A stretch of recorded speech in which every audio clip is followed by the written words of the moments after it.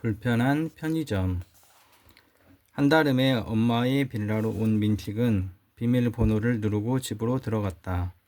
어두컴컴한 실내를 유일하게 밝혀주는 빛은 브라운관에서 나오는 트롯 경연 방송이었고, 엄마는 요란하게 꺾어대는 트롯 가락에도 아랑곳 없이 소파에 웅크린 채 잠들어 있었다.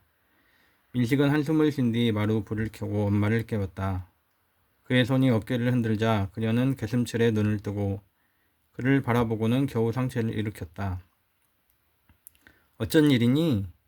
엄마 아프다며. 그래서 달려왔지. 아픈 것보다 너 걱정이 골치야. 대체 어디서 지내다 기어 들어온 거야? 에이, 만나자마자 또 잔소리는. 후변에 있었어. 근데 어디 아픈 거예요? 감기 몸살이지 뭐. 아우, 그러니까 독감 주사 맞으랬잖아요. 보건소 가면 노인들 공짜라니까. 끙. 염려사는 민식의 말에 더 이상 대꾸 없이 주방으로 가 주전자에 보리차를 끓이기 시작했다.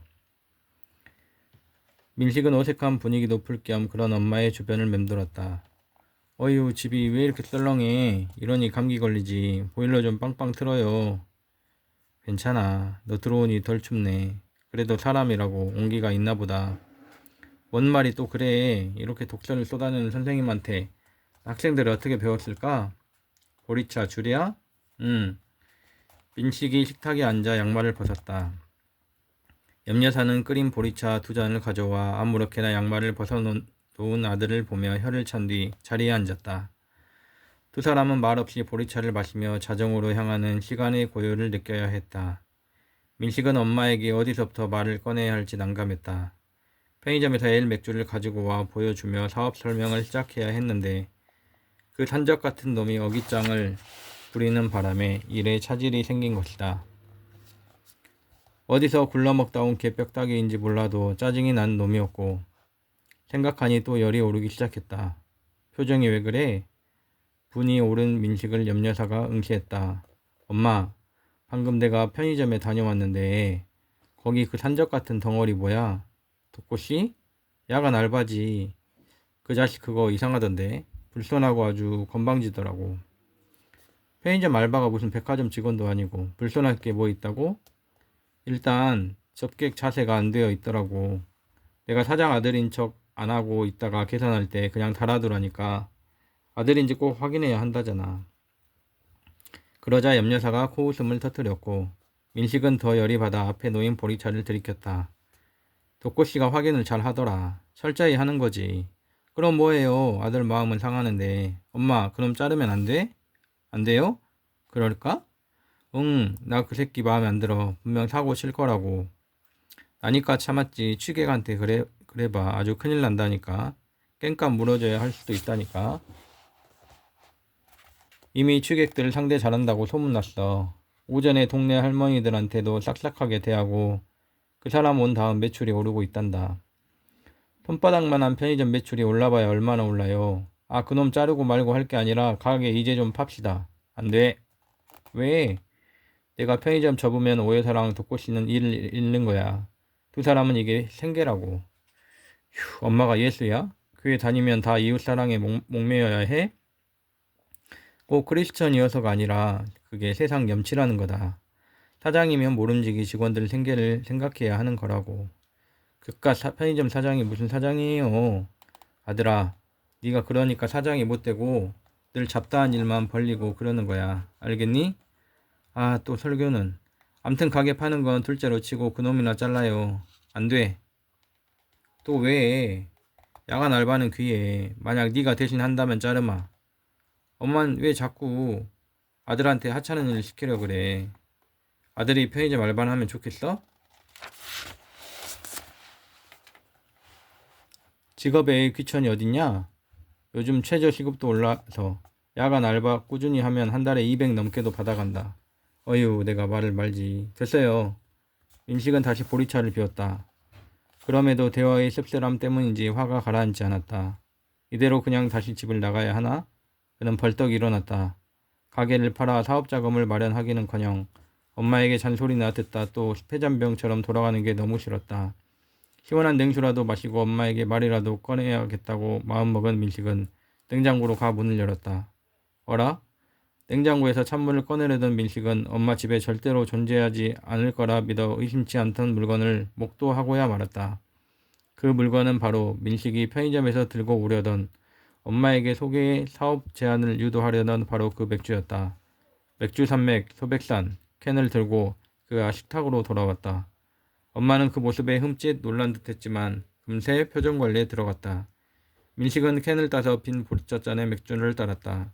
진한 에일 맥주 향이 그의 코를 간지럽고 그는 이 절호의 기회를 이용해 엄마에게 제대로 어필을 해야겠다고 생각했다. 민식은 시원하게 한 잔 들이켰다. 캬.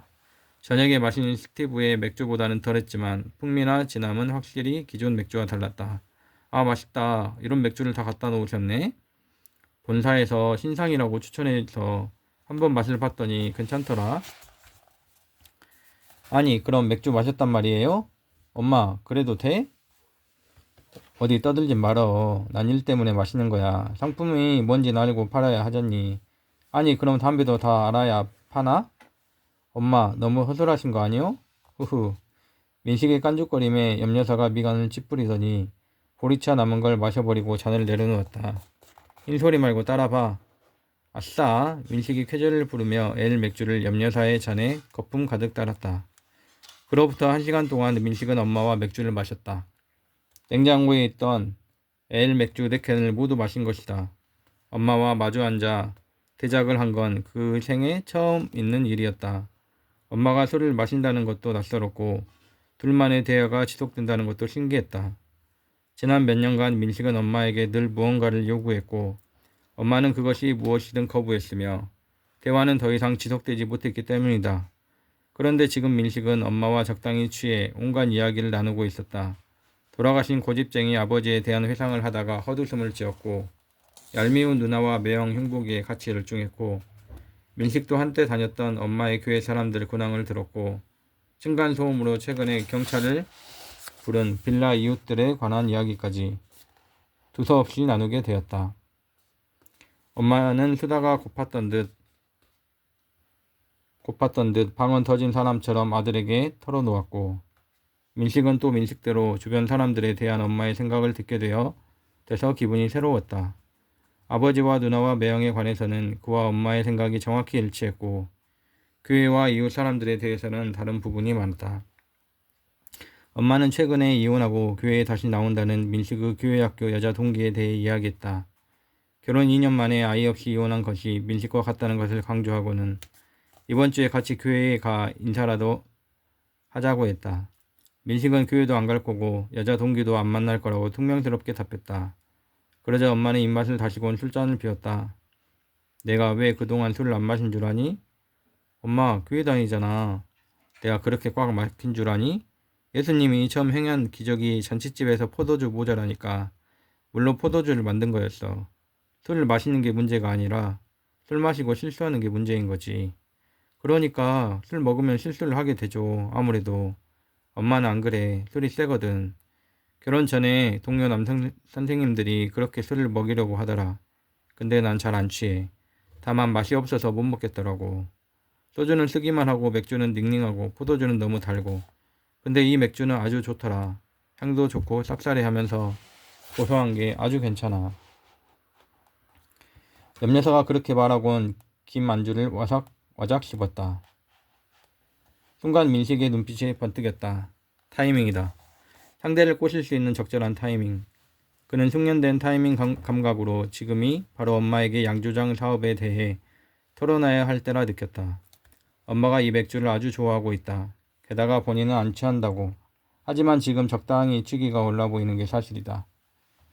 이때 한 잔 더 권하며 꼬드기면 가게를 팔고 그 자금을 양조장에 투자하자는 민식의 계획에 엄마를 동참시킬 수 있을지도 모른다. 그런데 술이 없다. 민식은 우그러뜨린 빈 캔들을 보다가 편의점에 다시 다녀오기로 마음을 먹었다. 그는 휴대폰을 들고 엄마 옆으로 가 앉았다. 오늘은 여기까지 읽겠습니다. 6월 3일 좋은 밤 되세요.